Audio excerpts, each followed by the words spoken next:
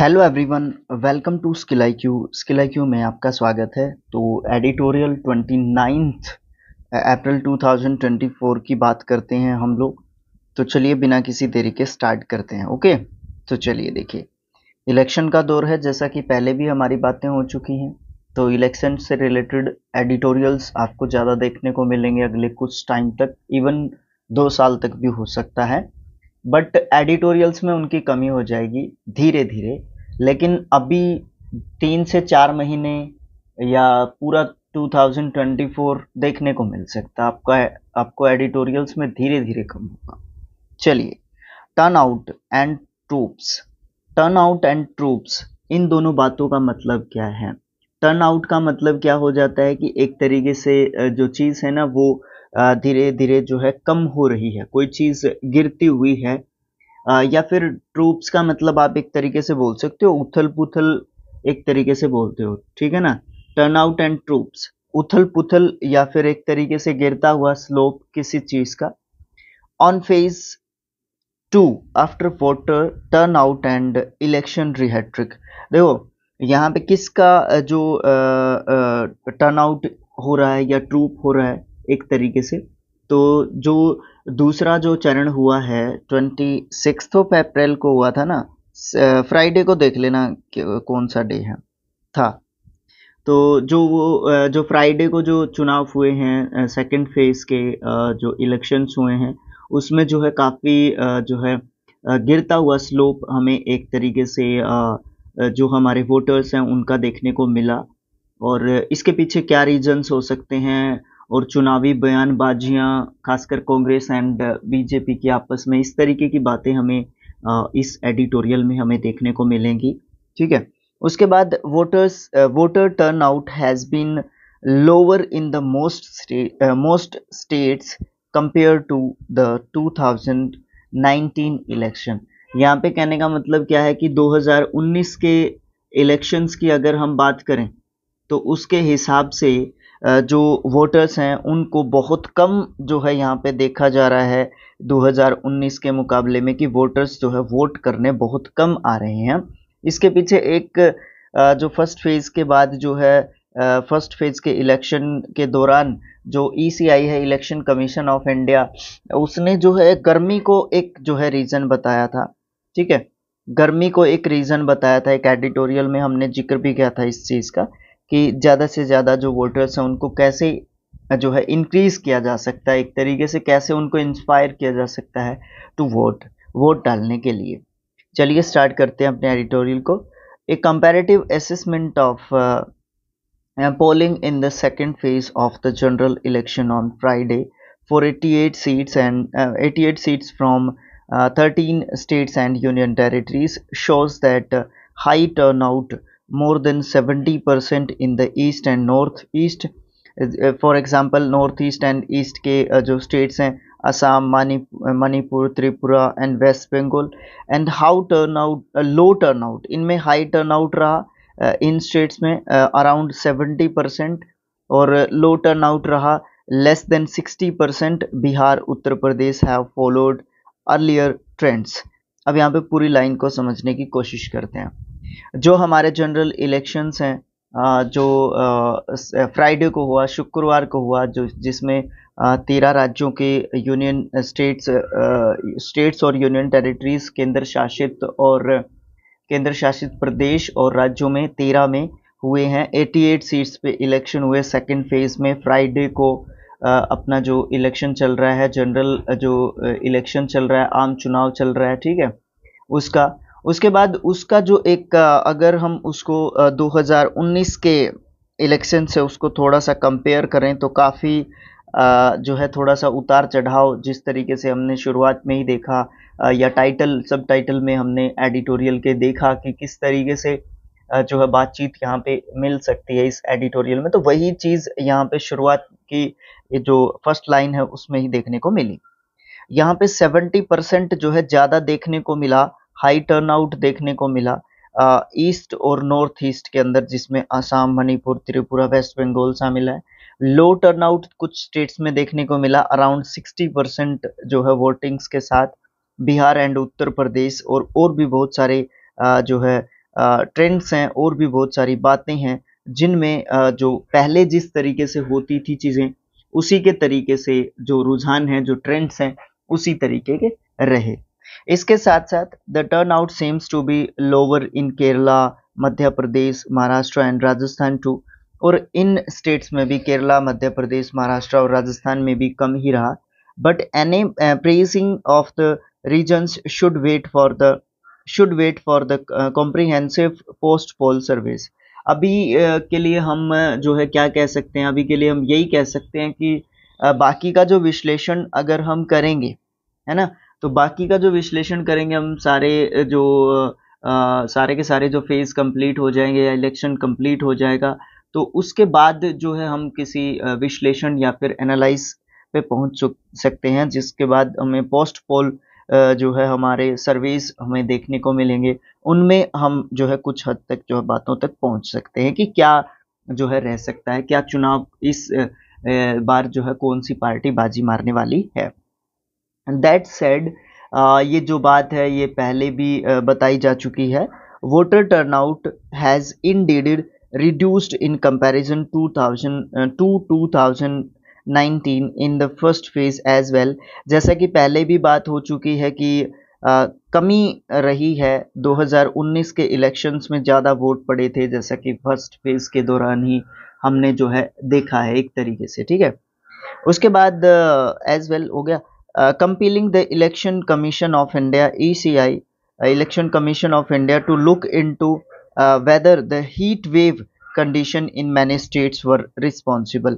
जैसा कि हमने पीछे एक एडिटोरियल में पढ़ चुके हैं, हम पीछे भी बात कर चुके हैं, और इलेक्शन कमीशन ने इसका वन ऑफ द रीजंस जो है ये बताया है कि एक बहुत सारे कारणों में से एक कारण जो है हीट वेव्स, जो कंडीशंस हैं, गर्मी की जो हालत है, उसके पीछे एक रीज़न जो है, सबसे बड़ा रीज़न जो है इलेक्शन कमीशन ऑफ इंडिया ने जो है बताया है, भारतीय चुनाव आयोग ने बताया है।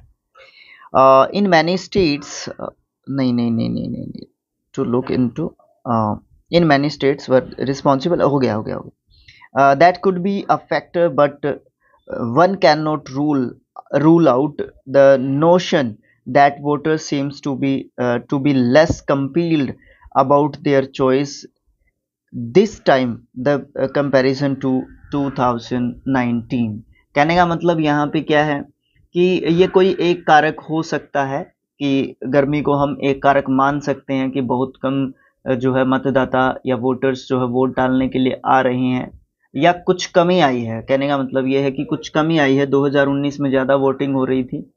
2019 इस बात से भी कोई इनकार नहीं कर सकता कि 2019 की तुलना में इस बार जो वोटर्स हैं अपनी पसंद के बारे में थोड़ा सा जो है एक तरीके से अपनी चॉइस के बारे में थोड़ा सा कंपैरिजन जो है ज़्यादा नहीं कर पा रहे हैं, या आप ये कह सकते हो कि थोड़ा सा वो कंफ्यूज्ड एक तरीके से अपने आप को देख रहे हैं। बहुत सारी रीजंस जो है इसके पीछे हम जो है देख रहे हैं in comparison to the general election of 2019, है ना। तो that could be a factor, एक कारण हो सकता है, but one can not rule out, कोई भी इस बात से रूल आउट नहीं कर सकता, इस बात से जो है पीछा नहीं छुड़ा सकता या नकार नहीं सकता the notion that voter seems to be less compelled about their choices. जो वोटर्स जो है ना वो जो है थोड़े से अपनी जो पसंद है ना उसके बारे में थोड़ा सा एक तरीके से मजबूर दिख रहे हैं दिस टाइम इस बार इन कंपैरिजन टू 2019, अगर इसी बात को 2019 के इलेक्शन से कंपैरिजन की जाए, तुलना की जाए। Considering the fact that the BJP won a comfortable majority and its highest vote share in 2019 coinciding with the higher vote turnout, a lower turnout could be a sign of worry for it। यहाँ तक ही देख लेते हैं। इस बात को जो है यहाँ पे, इस तथ्य को जो है यहाँ पे ध्यान में रखना बहुत ज़्यादा ज़रूरी है, या इस बात को ध्यान रखते हुए, कंसीडर करते हुए, इस तथ्य के ऊपर ध्यान देते हुए कि जो बीजेपी है वो एक कंफर्टेबल जीत मेजोरिटी के साथ, एक हाईएस्ट मेजोरिटी के साथ जीत के आई थी, and it's highest vote share, और इसका हाईएस्ट वोट शेयर रहा था 2019 में। अगर हम बात करें हायर वोटर टर्नआउट की उस टाइम के 2019 के, a lower turnout could be a sign of worry for it. ये इट किसके लिए आया है? ये बीजेपी के लिए आया है। क्यों? क्योंकि 2019 में बीजेपी जीती थी, अभी रूलिंग गवर्नमेंट बीजेपी पार्टी का है। तो कहने का मतलब ये है कि अगर अगर यहाँ पे ध्यान से सुनना इस बात को, मैं वो कह रहा था ना कि अलग से कलर कर सकते हैं, तो इस बात को अलग से कलर किया जा सकता है। A lower turnout could be a sign of worry for it. ये जो बात है ना, ये ध्यान से समझने की बात है। अगर हम इस बात के ऊपर भी जाएं कि जो बीजेपी है वो 2019 में अच्छी मेजोरिटी के साथ जो है जीत के जो है आई थी, है ना, और सरकार बनाई थी। अगर 2019 के इलेक्शंस की बात करें तो, है ना, और वहाँ पे एक हायर टर्नआउट था, बहुत सारे वोटर्स जो है वोट डालने के लिए आए थे। बट अगर लोअर टर्नआउट रहेगा ना, तो ये बीजेपी के लिए क्या हो सकता है? एक खतरा हो सकता है। ये एक जो है अच्छे संकेत नहीं है, उसके लिए एक अच्छी जो है चुनौती पेश करने वाली बात यहाँ पे होगी।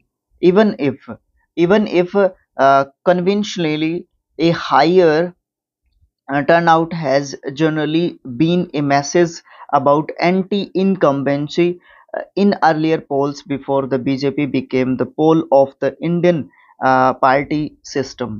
यहाँ पे एंटी कॉम्बेंसी का मतलब क्या होता है, ये मुझे आप कमेंट बॉक्स में लिख के बता सकते हो क्या?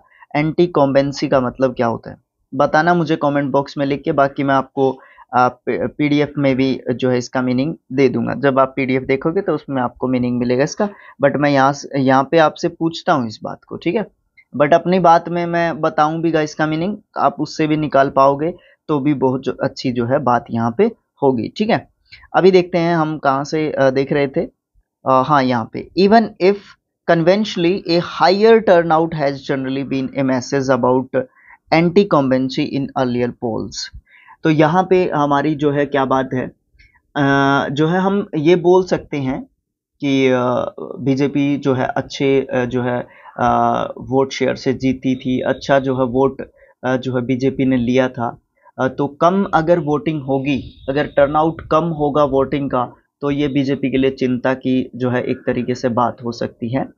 उसके बाद अगर हम बात करें आगे, जो हमने लाइन हमारी पढ़ी थी उसकी अगर हम बात करें, भले ही ये एक जो है बेस्ट चीज हो सकती है बीजेपी के लिए कि पिछली बार बीजेपी जीत के आई थी, लेकिन अगर हम हाईएस्ट टर्नआउट की बात करेंगे, अगर हम हायर टर्नआउट की बात करेंगे, जो वोटिंग है उसकी, अगर हम उच्च मतदान की बात करेंगे, तो बीजेपी जो है भारतीय जनता पार्टी या भारतीय पार्टी जो प्रणाली है, यहाँ पे लिखा हुआ था हमारा इंडियन पार्टी जो सिस्टम है, भारतीय पार्टी जो प्रणाली है, उसका जो है एक तरीके से ध्रुव, एक तरीके से जो बेस का जो काम करती है, उसके बनने से पहले चुनावों में जो सत्ता विरोधी की जो लहरें होती है ना, उसमें एक संदेश जो है एक तरीके से डाल सकती है, एक मैसेज का जो है यहाँ पे काम कर सकती है।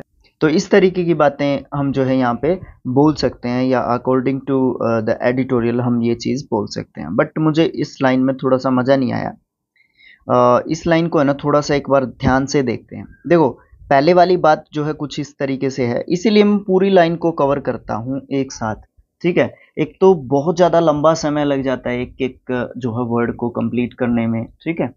तो देखिए, यहाँ पे ये 2019 वाली बात तो आप समझ गए। यहाँ से देखना चाहूँगा मैं इसको, even if conventionally, even if हम क्या कह सकते हैं, इवन इफ का मतलब हम ये बोलेंगे कि हम जो है भले ही ये कहें, कन्वेंशनली मतलब परंपरागत रूप से, भले ही परंपरागत रूप से, इस बात का क्या मतलब है?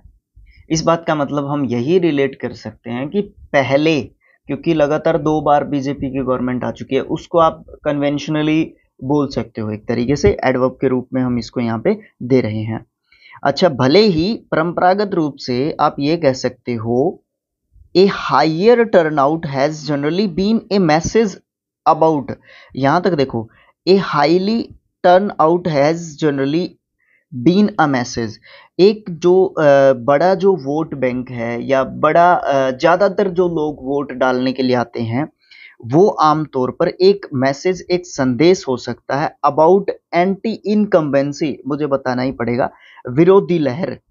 वो जो है एक बड़ा मैसेज हो सकता है किसके प्रति? एक विरोधी लहर को उठाने के लिए। इन अर्लियर पोल्स जो अगर वोटिंग होने से पहले ही अगर पोल्स डाल दिए जाएं, जैसे 400 प्लस या 400 पार का नारा जो दे रखा है, इस तरीके की जो चीजें हैं, इस तरीके की जो बातें हैं, ये जो टारगेट्स हैं, ये जो पोल्स हैं, है ना, एक तरीके से जो बताए जाते हैं, earlier polls before the BJP, BJP के पहले जो पोल्स हैं, इलेक्शंस हैं, होने से पहले ही अगर इस तरीके के जो पोल्स आते हैं बिफोर द बीजेपी, बीजेपी के सामने, became the pole of the Indian, pole of the Indian party system. ये जो है पोल, पोल मतलब ध्रुव, बेस, ये जो है बेस हो सकता है एक तरीके से जो इंडियन पार्टी सिस्टम है उसका।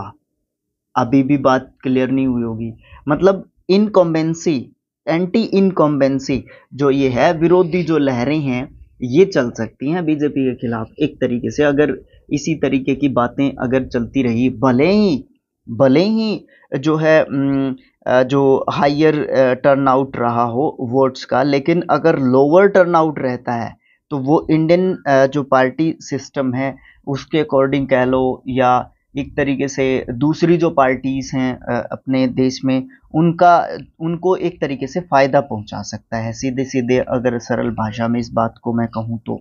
ठीक है, the prime minister Narendra Modi, जो भारतीय प्रधानमंत्री हैं Modi ji, the linchpin, linchpin का मतलब क्या होता है, धुरे की कील, बेस जो है ऑफ द बीजेपी, बीजेपी की, ठीक है, एक तरीके से लिंचपिन है वो, बेस है बीजेपी का, वो चेहरा है बीजेपी का एक तरीके से, और जो कि 2014 से ही रहा है।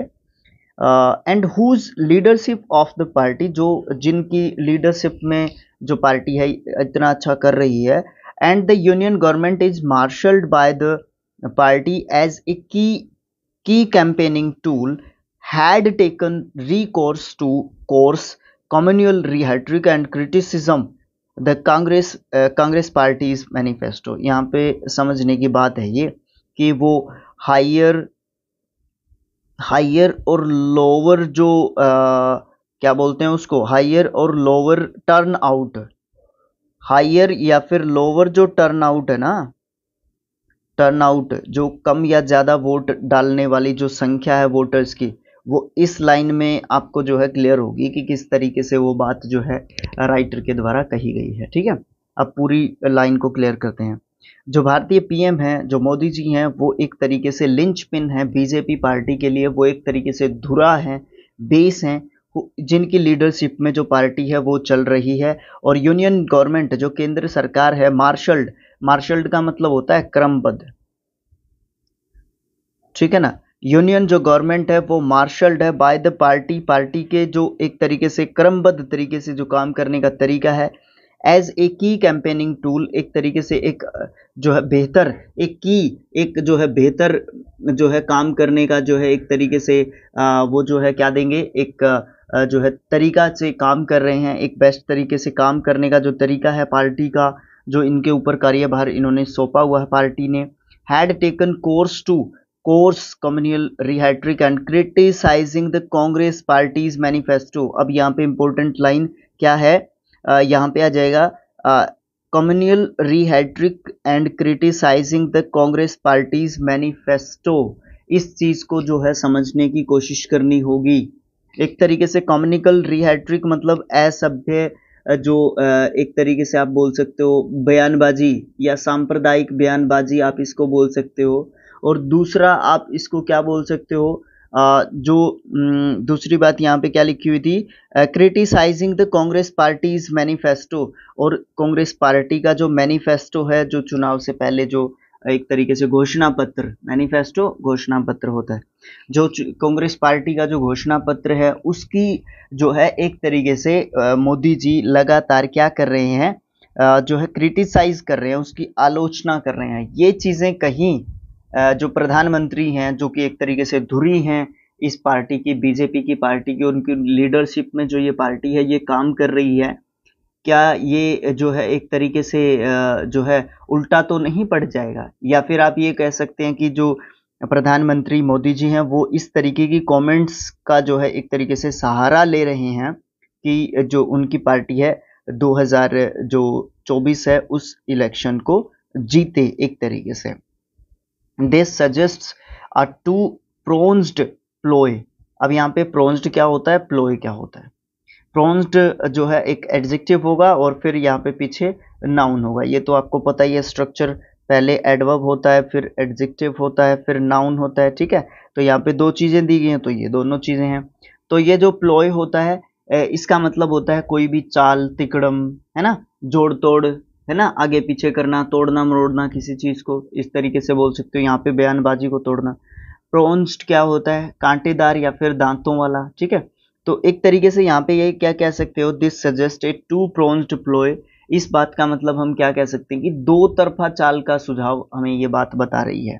ये सुझाव जो है ना, ये दो तरफा है, दो तरफा या कांटेदार एक तरीके से जो बात है, ये आलोचनाएं जो लगातार चल रही हैं, दोनों तरीके की जो चाल को जो है हमें बता रही हैं। टू विप आउट, आउट नहीं है, विप अप। विप अप जो है आप एक तरीके से जोड़ सकते हो चीजों को। Whip up the sentiments of the ardent support base of the party who believe in Hindutva agenda to seek higher participation in voting by these sections। कहने का मतलब यहाँ पे क्या है, यहाँ पे थोड़ा सा समझते हुए चलना चीजों को।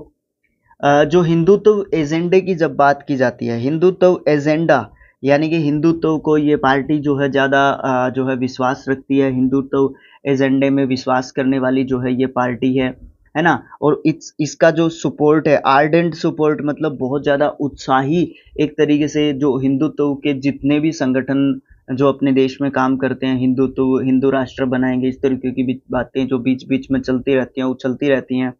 ये जो एक तरीके से चुनावी जो एजेंडे के रूप को धारण कर लेते हैं, इस तरीके की जो चीजें होती हैं, हिंदुत्व एजेंडे जो होते हैं, ठीक है। तो इस तरीके की जो चीजें होती हैं, इसकी जो समर्थन का जो बेस है, जो आधार है, उसकी जो भावनाएं हैं उनको भड़काना, और इन वर्गों के द्वारा जो हिंदुत्व जो वर्ग हैं, ये जो इन वर्गों के द्वारा मतदान में और ज्यादा जो भागीदारी है उसको लेना, या और ज़्यादा पार्टिसिपेशन की जो है एक तरीके से उम्मीद करना, है ना। ये जो सेक्शंस हैं, ये जो हिंदुत्व एजेंडे हैं, या जो भी जितने भी ये काम कर रहे हैं, जो उत्साह पूर्वक जो है बीजेपी का पूरा समर्थन करते हैं, इन सब के द्वारा जो है क्या करना, ज़्यादातर हिंदुत्व हिंदुत्व की बातें करके जो है वोटिंग के लिए लोगों को, बीजेपी की तरफ वोटिंग के लिए जो है लोगों को मनाना, या वोटिंग की जो है मांग करना, ये कहाँ तक जो है चलेगी बात, ये कहाँ तक जो है सही है। And to discredit the Congress studied pivot to the agenda of social justice, although it hinged on an idea of recognition made by possible by a caste census and expanded welfare through neo Keynesian policies। अब यहाँ पे थोड़ी सी समझने की भी बात है, time भी लगेगा इस बात के ऊपर मुझे समझाते हुए। सबसे पहले वर्ड की बात करते हैं, पाइवट की। ये एक नाउन वर्ड है, इसका मतलब होता है केंद्र बिंदु या बेस, है ना, या धुरी एक तरीके से, जिसके ऊपर जो चीजें टिकी हुई है वो पिवट होता है, ठीक है। अब यहाँ पे एक जो बात है, एक यहाँ पे ये आ जाते हैं, यहाँ पे न्यू केंजियन पॉलिसीज। ये जो केंजियन है, न्यू केंजियन, ये जो है ये एन बड़ा होना चाहिए था यहाँ पे। न्यू केंजियन ये पर्सन का नाम है, इन्होंने एक पॉलिसी दी थी, ठीक है, जो कि यूएस के एक अर्थशास्त्री थे, एक इकोनॉमिस्ट थे, ठीक है। इन्होंने जो है एक पॉलिसी दी थी कि आर्थिक विकास को जो है और स्थिरता को जो है केंद्रित रखना चाहिए, पूर्ण रोजगार के ऊपर जो है इतना ज़्यादा फोकस नहीं किया जाना चाहिए। हालांकि जो कांग्रेस पार्टी है वो पूर्ण रोजगार के ऊपर पूरा फोकस जो है एक तरीके से किए हुए, बट अकॉर्डिंग टू देम या बीजेपी ये जो है इतना ज़्यादा ध्यान नहीं दिए हुए हैं। अब और बातें समझते हैं इसमें। अब देखो यहाँ पे क्या बात की गई है, and to discredit the Congress studied.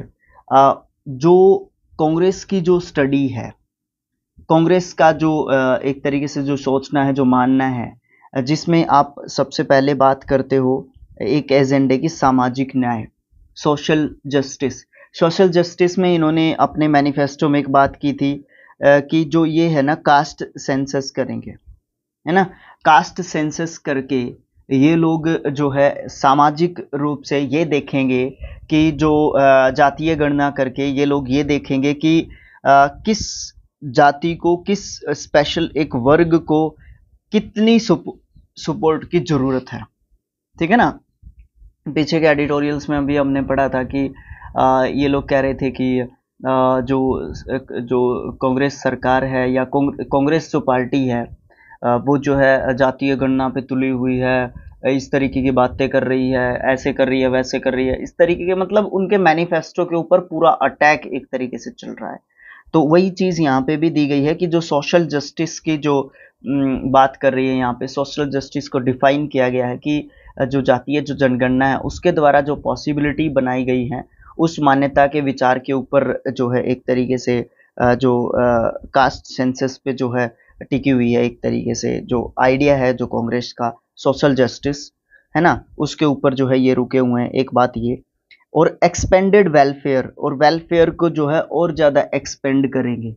जो जो एक्सपेंडेड वेलफेयर का मतलब वेलफेयर कल्याण, एक्सपेंडेड विस्तृत, विस्तृत जो कल्याण की जब हम बात करते हैं, जिसमें ये लोग कह रहे हैं कि केंजियन थ्योरी जो होगी या केंजियन जो पॉलिसी होगी उसको जो है हम लागू करके एक तरीके से क्या करेंगे, देश को आगे बढ़ाने की कोशिश करेंगे, एक तरीके से जो है देश को आगे लेके जाने की कोशिश करेंगे। और कांग्रेस के ये दोनों ही जो एजेंडे हैं, है ना, कांग्रेस के ये दोनों जो एजेंडे हैं वो कांग्रेस की जो अध्ययन की जो धुरी है उसको बदनाम करने के लिए एक तरीके से बीजेपी जो है इतनी बेस्ट तरीके से जो है अपना जो सिस्टम है, जो कैंपेन है, उसको एक तरीके से चलाए हुए है। ओके, उसके बाद हम क्या कह सकते हैं, उसके बाद कहेंगे the Congress lost its base in the Hindi heartland to the parties that favoured Mandal policies of intermediate and lower caste based mobilisation and patronage since 1990s। अब यहाँ पे सबसे पहले इस वर्ड के ऊपर फोकस करना पड़ेगा, मंडल। ये क्या मतलब तरीका है? एक SEBC, ये एक संगठन बनाया गया सरकार के द्वारा। कब बनाया गया था? 90s में बनाया गया था। यहाँ पे जो ये 90s लिखा हुआ ना, इस दौरान कह लो बनाया गया था, या 1990s से पहले बनाया गया था। इसका मतलब है socially and economically backward classes commission, socially and economically backward classes commission इसका मतलब है। या फिर आप इसको ये बोल सकते हो जो बैकवर्ड या लोअर जो क्लास कास्ट बेस्ड एक तरीके से जो एक संगठन है, ये जो है फॉर्म किया गया था, ये जो है बनाया गया था, इनको मंडल बोलते हैं। ठीक है, इनको क्या बोलते हैं? मंडल बोलते हैं। मतलब कहने का मतलब जहाँ पे आपको इलेक्शंस के दौरान ये शब्द देखने को मिले, it is related to lower and backward classes. जो हमारी जो जातियां हैं उनसे संबंधित है, ये जातीय बेस्ड जो है ये पॉलिटिक्स एक तरीके से है। तो ये जो मंडल हैं उनका सहारा यहाँ पे लेने की बात कर रहे हैं। दूसरी बात यहाँ पे मोबिलाइजेशन का मतलब क्या होता है? इसका मतलब आप संगठन कह सकते हो, संगठन कह सकते हो, संगठन एक तरीके से बोल सकते हो आप इसका। ठीक है, संगठन बोलोगे, संगठन नहीं। संग्रहण कह सकते हो, इसका मतलब जुटाना कह सकते हो। ठीक है, पैट्रोनेज का मतलब क्या कहोगे आप? संरक्षण कह सकते हो। ठीक है, आश्रय कह सकते हो। ठीक है, पालन कह सकते हो, रक्षा कह सकते हो, प्रति पालन जो है एक तरीके से आप इसका मतलब पैट्रोनेज का बोल सकते हो। नाउन के रूप में दोनों वर्ड्स को हम यूज करते हैं, एंड के दोनों तरफ जो है एक जैसी चीजें हम जो है क्या करते हैं, रखते हैं ग्रामेटिकली। ये बात हुई थोड़ी सी इसके बारे में जनरल सी। अब इस पूरी बात को समझने की कोशिश करते हैं कि जो है यहाँ पे बात क्या की गई है। कांग्रेस ने जो हिंदी जो हार्टलैंड थी, हिंदी जो पट्टी थी, उसमें उन पार्टियों के कारण अपना जो बेस है, अपना जो फेवर है, वो जो है एक तरीके से खो दिया। जो 1990 के दशक से मध्यवर्ती और जो निचली जो जातियां हैं उनके ऊपर जो है एक तरीके से आप ये कह सकते हो कि बेस थी, और आप ये कह सकते हो कि उनका जो प्रतिपालन है, उनका जो आश्रय है, उनका जो संरक्षण है, और उनका आश्रय या संरक्षण की जब बात करते थे तो मंडल राजनीति का समर्थन जो है एक तरीके से जो है क्या करती थी, कांग्रेस पार्टी जो है एक तरीके से मंडल जो पॉलिसी है उसके ऊपर जो है एक तरीके से बेस्ड जो है रहती थी। जो मंडल पॉलिसी है वो कास्ट बेस्ड जो है एक तरीके से है। उनका जो है जो कांग्रेस पार्टी है उसको एक तरीके से समर्थन जो है रहता था, और वो जो समर्थन है वो आज के टाइम पे जो है खत्म हो गया है कांग्रेस का, जो 1990s के दौरान होता था।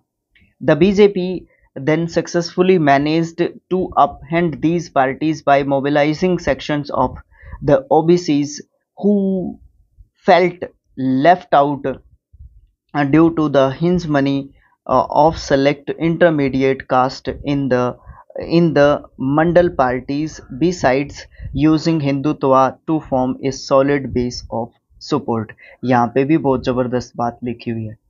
जो इस बात को मैं पिछली बात से जोड़ना चाहूंगा, जो कांग्रेस पार्टी थी आज जो उसका हाल है उसमें से एक कारण ये भी है कि पहले उसको मंडल पार्टीज का जो एसईबीसी जो पार्टीज थी या जो ओबीसीज थी हमारे देश में, या जो लोअर कास्ट थी या कास्ट बेस्ड जो राजनीति थी एक तरीके से ये कह लो, सीधा सीधा अगर मैं इसको कहना चाहूँ यहाँ पे, तो उसका काफ़ी सपोर्ट मिलता था ड्यूरिंग 1990s।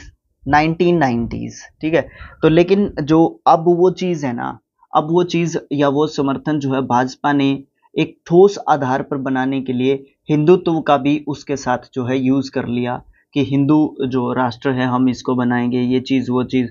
हालांकि कहा नहीं है किसी ने कि कहीं मेरी बात को कोई सीरियसली ले ले और मेरे को क्रिटिसाइज करने लग जाए यहाँ पे। मतलब हिंदू राष्ट्र जो है हमारा है, ये है वो है, हिंदुत्व का एक तरीके से यहाँ पे यूज़ किया गया है। उसके अलावा जो मंडल पार्टीज़ हैं उसमें जो चुनिंदा जो जातियाँ हैं जिसमें ओबीसीज जो शामिल कर सकते हैं, उनको जहाँ पे जिसका वर्चस्व है, जहाँ पे जिसका आधिपत्य है, उसके कारण जो उपेक्षित जो महसूस कर रहे थे वो वाले ओबीसीज जो वर्ग हैं उनको एक तरीके से इकट्ठा करके एकजुट करके इन पार्टियों को उखाड़ फेंकने में सफलतापूर्वक कामयाबी हासिल की। किसने? बीजेपी ने एक तरीके से यहाँ पे जो ये कामयाबी जो है हासिल की है। अब ये हिंजमनी क्या होता है? इसका मतलब नेतृत्व होता है। ठीक है, इसका मतलब नेतृत्व कहता है, कह सकते हैं। और अकॉर्डिंग टू दिस जो है एडिटोरियल, आप जो है इसका मतलब प्रभाव भी कह सकते हो। ठीक है, या नायकत्व इसको बोल सकते हो, मतलब जिसमें थोड़ी बहुत एक तरीके से क्या हो, थोड़ा बहुत जिसमें एक तरीके से नेतृत्व करने का एक तरीके से गुण हो या किसी का प्रभाव बनता हो, तो बीजेपी ने उन लोगों को उठाया। जैसे एग्जाम्पल ले लो आप, तमिलनाडु का एग्जाम्पल ले लो, वहाँ से एक पुलिस जो है रिटायर्ड पर्सन को वहाँ पे उठाया, और उठाया मीन्स अपनी पार्टी में शामिल किया या पार्टी में वो शामिल हुए। ठीक है, वहाँ पे तमिलनाडु में अपने आप को मजबूत करने के लिए, जैसा कि हम पहले के जो हमारे एडिटोरियल है उनमें पढ़ चुके हैं। उसके बाद हम बात करते हैं हिंदू मंडल जो पार्टीज हैं उनको अपने आप में शामिल कर लिया बीजेपी में। जिसके पास मंडल पार्टीज हैं उसका थोड़ा बहुत जो है पलड़ा एक तरीके से आप कह सकते हो भारी रहता है। Now the Congress seeks to revive itself. अभी कांग्रेस अपने आप को रिवाइव करने की कोशिश कर रही है इन अलायंस मतलब जुड़ के विद द मंडल पार्टीज के साथ, who also seek a new resurgence. AENCE ending word है तो नाउन वर्ड है, इसका मतलब क्या कह सकते हो, पुनरुत्थान, पुनर्जीवन। अपने आप को रिवाइव करने की कोशिश कर रही है कांग्रेस पार्टी। अब ये कह सकते हो आप मंडल पार्टीज के साथ मिलके या अपने आप को रिवाइव करके एक तरीके से। This has led the BJP and mister Modi to take slandering the grand old party's manifesto, particularly its emphasis on welfare using family communal tropes। अब यहाँ पे कहने का मतलब क्या है, यहाँ पे कहने का मतलब क्या है, यहाँ पे this has led the BJP and mister Modi. ये जो बात है, ये जो चीज़ है ना, ये जो बात है, ये जो चीज़ है, इसमें जो है बीजेपी और जो मोदी जी हैं वो अपने आप को जो भी चिर परिचित जो सांप्रदायिक जो राग हैं, चिर परिचित जो सांप्रदायिक जो बातें हैं, है ना। यहाँ से बात कर रहा हूँ मैं। कॉम्युनियल जो ट्रोप्स हैं, फैमिलियर यूजिंग फैमिलियर कॉम्युनियल ट्रोप्स, मतलब ऐसी बातों का, ऐसी जो चिर परिचित जो सांप्रदायिक जो बातें हैं, राग हैं, है ना, उनका प्रयोग करते हुए सबसे पुरानी पार्टी के घोषणा पत्र यानी कि कांग्रेस का जो मैनिफेस्टो है, the grand old party's manifesto, सबसे पुरानी जो एक तरीके से आप ये बोल सकते हो कि पार्टी है, सीधी सीधी बात है कांग्रेस पार्टी, जिसके मैनिफेस्टो के ऊपर बातें जो है लगातार पीएम हमारे करते नजर आते हैं। ठीक है, विशेष रूप से कल्याण पर, है ना, विशेष रूप से जो कल्याण है, जो कल्याण है उसके ऊपर जो है एक तरीके से बात करते हुए हमें नजर आते हैं, और उसकी पूरी निंदा जो है एक तरीके से करते हुए एक तरीके से हमें क्या करते हैं, जो है नजर हमें प्रधानमंत्री मोदी जी आते हैं। ठीक है, स्लैंडिंग का मतलब हम लोग क्या कह सकते हैं, आप ये कह सकते हो कि एक तरीके से उसकी जो है बुराई करना।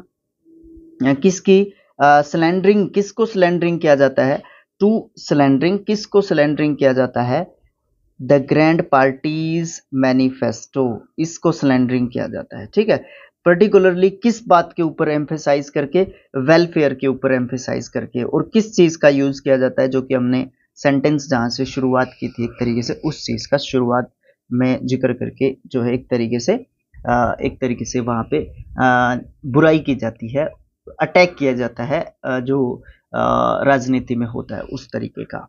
It remains to be seen, ये देखना बिल्कुल जो है बाकी है, whether the electorate will be emotionally swayed by this rhetoric और logically match it against its expectations of better jobs and livelihoods। बात तो यहाँ पे भी अच्छी की गई है, यहाँ से शुरुआत कर दें क्या इस बात की, क्योंकि हमारे लिए तो ये वाली बात जो है बहुत ज़्यादा मतलब मैटर करती है, उसके साथ हमारी ये बात भी जुड़ी हुई है। चलो शुरुआत करते हैं इसकी। तो निंदा करते हुए नजर आते हैं प्रधानमंत्री जो मोदी जी, लेकिन ये देखना बिल्कुल बाकी है कि क्या जो वोटर्स हैं, जो मतदाता हैं, वो इस बयानबाजी में भावुक होके वोट डालेंगे, या तार्किक रूप से बेहतर नौकरियों या फिर अच्छा जो जीवन है, आजीविका है, उससे अपनी उम्मीदों के साथ तालमेल बिठाएंगे, या क्या करेंगे, किस तरीके से जो वोटर्स हैं, वो तो हमें 4 जून को ही पता चलेगा कि वोटर्स ने किस मैनिफेस्टो को ज़्यादा जो है क्या किया है, सीरियसली लिया है, और किसको जो है नहीं लिया है। लास्ट लाइन की बात करते हैं, this will be decide the course of the election, ये जो है डिसाइड करेगा, ये निर्णय जो है हम बाद में छोड़ देते हैं, it as it moves on to the next phases, ये जो निर्णय है, ये जो बात है, ये जो कोर्स है, ये हम इलेक्शन का जो ये फेज है, इस पे अभी हम जो है कुछ नहीं कह सकते, क्योंकि 2 ही फेज हुए हैं, बाकी भी फेजेस जो है बाकी हैं। ठीक है, तो जैसे जैसे जो है ये आगे जाएगा इलेक्शन अगले फेजेस के पास, तब हम इसके बारे में कुछ कह सकते हैं, अन्यथा हम इसके बारे में अभी के लिए कुछ भी नहीं कह सकते हैं। तो आज के एडिटोरियल में इतना ही रहेगा। वर्ड मीनिंग्स यहाँ पे हमने अभी टाइप नहीं किए हैं, जैसे ही आप जो है वीडियो को देखोगे, एडिटोरियल को देखोगे, इस सेक्शन को देखोगे और जाओगे टेलीग्राम के ऊपर, आपको वहाँ पे पीडीएफ के सेक्शन में वहाँ पे मिल जाएगा, और मैं जो है टेलीग्राम पे और अपने कम्युनिटी टैब में, फेसबुक पेज पे, सब जगह जो है मैं फ़ोटो बना के जो है वहाँ पे भी डाल देता हूँ, वर्ड जो मीनिंग्स हैं उनका, इम्पोर्टेंट वर्ड मीनिंग्स का, वहाँ पे उनके पार्ट ऑफ स्पीच और हिंदी मीनिंग्स के साथ। ठीक है, तो thanks for watching, thank you so much, मिलेंगे नेक्स्ट डे नेक्स्ट एडिटोरियल के साथ। Thank you so much.